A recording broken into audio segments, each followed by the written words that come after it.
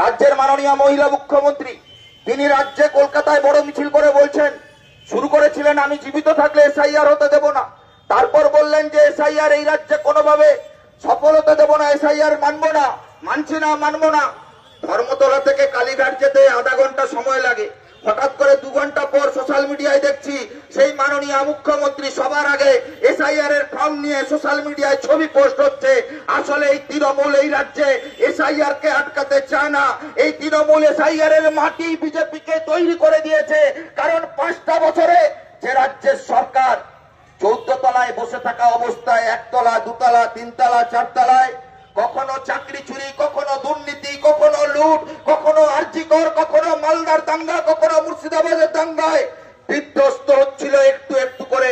একটা একটা করে তলা যখন কালিতে ভরে যাচ্ছিল তখন ওখানে দিদির মাথায় হাত রাখা মোদীর সরকার বিজেপির দল বলল, দিদি তোমার চিন্তা নেই, ভোটের আগে 5 বছরের তাহাফেল তৃণমূলের সরকারকে বাঁচানোর জন্য এসআইআর নিয়ে চলে এলো।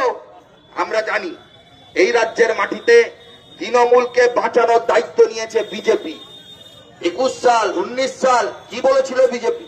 আমাদের ভোট দিন, আমরা এলে তৃণমূলের চুরি দুর্নীতির পাই টু পাই হিসাব হবে।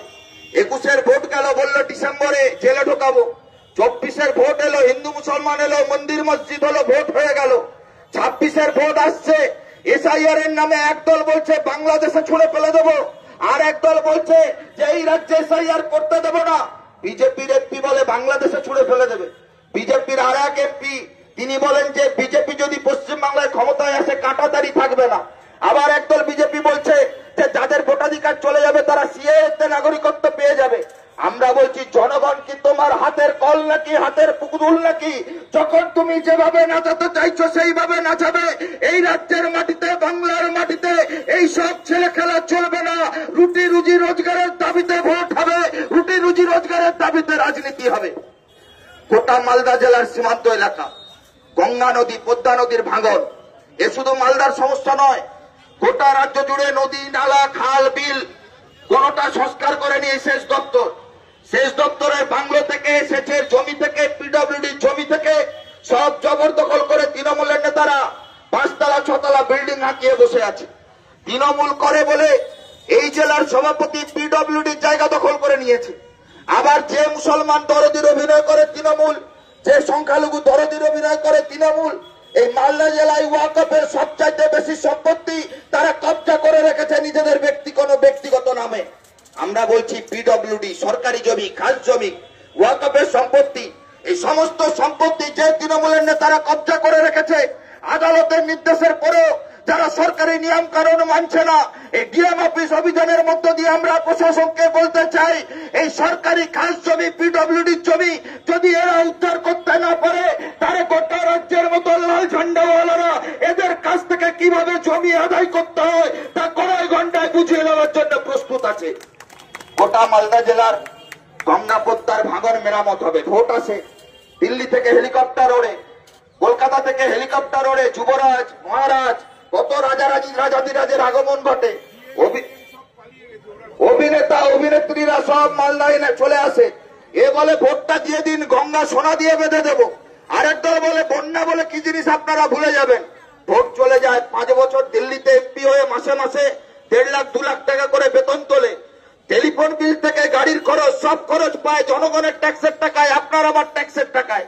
দিদির দলের এমএলএরা মালদা থেকে মুসলিমদের ভয় দেখালো, আমাদের ভোট দাও নালে বিজেপি এসে যাবে। ভোট নিল, মন্ত্রী হলো, আর যে মন্ত্রী হয়েছে সে তার বিরুদ্ধেই অভিযোগ পিডব্লিউডি সবচাইতে বেশি জমি সে দখল করে বসে আছে।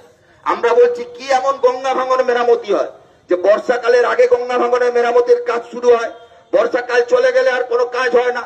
শুকা মরশুমে কাজ করলে জলের সঙ্গে টাকা কামানোর রাস্তাটাও বন্ধ হয়ে যাবে। তাই জন্য বর্ষাকালে কাজ করে সরকারের টাকা লুটের সিন্ডিকেট তৈরি করা হয়েছে গোটা মালদা জেলা জুড়ে। আমরা আজকে তাই অন্যতম দাবি জানিয়েছি, এই শুকা মরশুমে গঙ্গা পদ্মা ভাঙন মেরামতির জন্য যা যা পরিকল্পনা গ্রহণ করেছে সরকার তা বাস্তবায়িত করতে হবে, রূপায়িত করতে হবে। আলোর মধ্যে অনলাইন টিয়ার লটারির ব্যবসা হচ্ছে, সন্ধ্যাবেলা ছেলে মেয়েগুলো হতাশ হচ্ছে, পাড়ার মোড়ে মোড়ে দেশি মদের ঢালাও লাইসেন্স দিয়ে দিদিমণি বলছে মৌহা টুকটুক জিও টুকটুক পিও আর তৃণমূলকে ভোট দিও।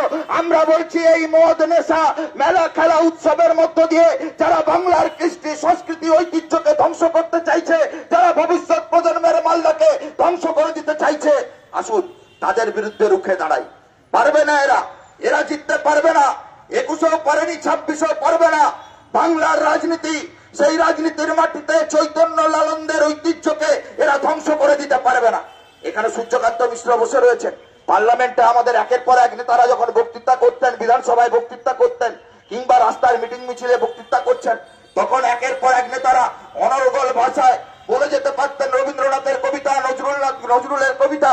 আর আজকে যারা রবীন্দ্রনাথের ছবি পোড়ায়, যারা নজরুলের ছবি পোড়ায়, যারা রবীন্দ্রনাথের মূর্তি ভাগে, বিদ্যাসাগরের মূর্তি ভাগে, যারা ওই পরে বাংলাদেশে রবীন্দ্র স্মৃতি বিজড়িত বাড়ি জ্বালিয়ে দেয়, আর এখানে মালদায় জ্বালিয়ে রবীন্দ্রনাথের মূর্তি জ্বালায়, এরা কেউ আলাদা নয়। আরএসএস আর জামাত মৌলবাদী শক্তিদের দাপাদাপি বাড়ছে।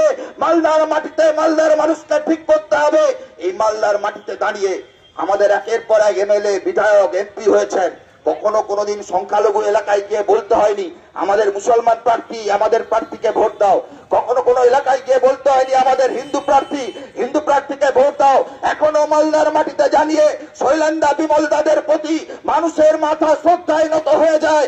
এরা কখনো এই সাম্প্রদায়িক বিদ্বেষের বীজ বনে এই জেলার রাজনীতি করেনি। অবিভক্ত কমিউনিস্ট আন্দোলনের কমিউনিস্ট পার্টির ইতিহাস সাক্ষী। বারে বারে মালদার মাটিতে যতবার বিদ্বেষের বীজ বাষ্প বোনা হয়েছে, ততবার লাল ঝান্ডাওয়ালারা হাতে হাত করে ব্যারিকেড দিয়ে রবীন্দ্র, নজরুল, সুকান্ত, বিদ্যাসাগরের স্মরণ করে সাম্যের গান গিয়ে বাংলার মাটিতে মালদা জেলার মাথাকে আরো উঁচু করেছে। মালদা ইতিহাস তৈরি করতে পেরেছে যে এই মালদার মাটিতে দাঁড়িয়ে হিন্দু মুসলিম গাই সাম্যের গান, এখানে কোনো বিভেদের রাজনীতি চলবে না। ইংরেজ বাজারের বিধায়িকা, বিজেপির বিধায়িকা, বিধানসভায় পারফরমেন্স কি? কতদিন বিধানসভায় যান? 5 বছরে 5টা প্রশ্ন করেছেন বিধানসভার ভেতরে মালদার উন্নয়ন নিয়ে। তৃণমূলের এমএলএ, আরএসপির আগে বিধায়ক ছিলেন, নেতা ছিলেন, এখন তৃণমূলের সভাপতি হয়েছেন। গুন্ডামের ভাষায় কথা বলছেন, এলাকার পর এলাকায় গুন্ডারাজ চালাচ্ছেন। তৃণমূলের যারা এখানকার কর্মী সমর্থক, আপনারা আমাদের কথা শুনতে পাচ্ছেন। আমরা জানি আপনারা দূরে থেকে দাঁড়িয়েও আপনাদের মনের ভেতরেও ক্ষোভ বিক্ষোভ রয়েছে। আমরা এটা মনে করি না তৃণমূলের সবাই খুব খারাপ। আমরা এটা মনে করি না যারা তীব্র তৃণমূল বিরোধিতা থেকে বিজেপিকে ভোট দিয়েছেন তারা সকলে আমাদের শত্রু। আমরা বলছি এই ইংরেজ বাজারের মাটিতে যে তৃণমূলের কাউন্সিলর, যে তৃণমূলের এমএলএ, যে তৃণমূলের বিজেপি, যেখানে ক্ষমতার সব দিকে চারিদিকে তৃণমূল, সেখানে একদল তৃণমূলের নেতা এক তৃণমূলের কাউন্সিলরকে খুন করে চলে গেল। আজ অব্দি সেই তৃণমূল কাউন্সিলর খুনের বিচার হলো না। তার স্ত্রীকে পুরস্কৃত করে দিয়ে মুখ বন্ধ করে দেওয়া হলো। গোটা রাজ্য জুড়ে নারীরা নির্যাতিতা হলে, ধর্ষিতা হলে তাদের পরিবারের মুখ বন্ধ করে দেওয়ার চেষ্টা হচ্ছে। গোটা রাজ্য জুড়ে এসআইআর এর আতঙ্কে মানুষ মারা গেলে তাদের মৃত্যুর সার্টিফিকেট বদলে দেওয়ার চেষ্টা হচ্ছে। বাড়ি বাড়ি 2 লক্ষ টাকা, 3 লক্ষ টাকার প্যাকেজ দিয়ে পাঠিয়ে দেওয়া হচ্ছে। আমরা বলছি কোন বাংলার রাজনীতি, যেখানে মৃতদেহ নিয়ে লাশের রাজনীতি চলছে। আগামী দিনে এই বাংলার মাটিতে, এই মালদা জেলার মাটিতে আমাদের আজকে ডিএম অফিস অভিযান থেকে শপথ নিয়ে ফিরে যেতে হবে। এই বাংলার বুকে, এই মালদার মাটিতে ডিএম অফিস ডেপুটেশনে আমাদের দাবি দাবাগুলো যদি পূরণ না হয়, লাগাতার ভাবে 26-এর বিধানসভা নির্বাচন অব্দি আমাদের মানুষের, সাধারণ নাগরিক সমাজের রুটি রুজি রোজগারের কথাগুলোর উপর দাঁড়িয়ে রাজনীতির কথা আরো বেশি করে জোরালো করতে হবে, যাতে ওদের জাতের বিদ্বেষের ঘৃণার রাজনীতি আমাদের ভালোবাসা সম্প্রীতির স্লোগানে চাপা পড়ে যায়। আগামী দিনে মালদার মাটিতে খেটে খাওয়া মেহনতি মধ্যবিত্ত মানুষের জয়গান হয়, বেকার যুবকের জয় হয়, যাতে এই রাজ্যের মাটিতে, এই মালদার মাটিতে একজনও কেউ ভিটে ছাড়া হওয়ার ভয় না দেখে। আমরা জোর গলায় বলতে পারি, হ্যাঁ আমরাই পারি। দিদির দল জেল যাত্রার ভয়ে মোদির বিরুদ্ধে বলবে না। মোদির দল দিদির দয়ায় এখানে হিন্দু মুসলমানের রাজনীতি করে, তাই তৃণমূলের বিরুদ্ধে বিজেপি বলবে না। বিজেপিকে তাড়াতে তৃণমূল বিকল্প নয়, তৃণমূলকে তাড়াতে বিজেপি বিকল্প নয়। একমাত্র আমরাই ধর্মনিরপেক্ষ, আমরাই বিকল্প।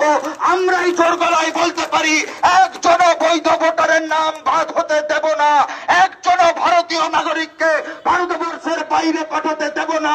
যাদের জেলের ভেতরে থাকার কথা তারা আজকে আপনার আমার নাগরিকত্বের লিস্ট নিয়েছে। আমরা বলছি 26-এর নির্বাচনে আপনি ঠিক করে দিন, দুর্নীতিগ্রস্ত চোর গুন্ডা দাঙ্গাবাজরা তারা রাস্তায় ঘুরে বেড়াবে নাকি জেলের ভাত খাবে? আগামী দিনের নির্বাচনের শপথ নিয়ে, লড়াইয়ের প্রস্তুতি নিয়ে, এসআইআর এ মানুষের পাশে থাকার শপথ নিয়ে নিশ্চিতভাবে আপনারা ফিরে যাবেন, এই আশা ভরসা প্রত্যয় রেখে আপনাদের সবাইকে আবারও একবার অনেক অনেক অভিনন্দন, লাল সালাম জানিয়ে আমি আমার কথা শেষ করছি। ইনকলাব জিন্দাবাদ, ভারতের কমিউনিস্ট পার্টি সিপিআই জিন্দাবাদ, বামফ্রন্টের রাজনৈতিক দলসমূহের ঐক্য জিন্দাবাদ।